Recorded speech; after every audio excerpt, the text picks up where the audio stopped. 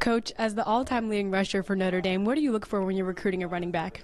When you recruit running backs, you evaluate them from the ground up. So you want to look at their feet, see if they can run. You want to look at their hips to change the direction. You want to look at their hands. You also want to things that I get their heart and their maturity for the position of the game. So when you look at Jameer Smith, I mean, that kid has everything that we want. What did you see out of him when you went down to North Carolina? I heard you went to go see him the night before Notre Dame played North Carolina. Exactly what I talked about, just the feet, the quickness, the power, the explosiveness, and for him also at Notre Dame, we're always looking for a great student athlete. So I mean, he's a 4.0 student, the total package, and that's what we're looking for. You also recruited Kevin Austin. What comes to mind when you think about someone who led the conference in receiving yards, catches, and touchdowns as a junior?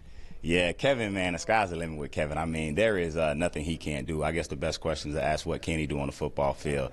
Personally, also with Kevin, man, we have a personal connection from being from the same place, playing for the same little league coach. So just to see a young man from literally from my neighborhood being able to have success and literally walk in the same footsteps that I did is very exciting.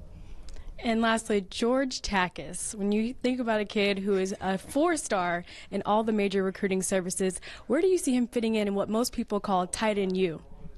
Big George, man. Big George probably was as tenacious as we were. He recruited us as tenacious as we recruited him. But fitting in exactly with the rest of those guys. A big, long, athletic guy to contribute to the history of tight end U that we've become very fond of and proud of around here. Thanks, Coach. All right. Back to you, Mike.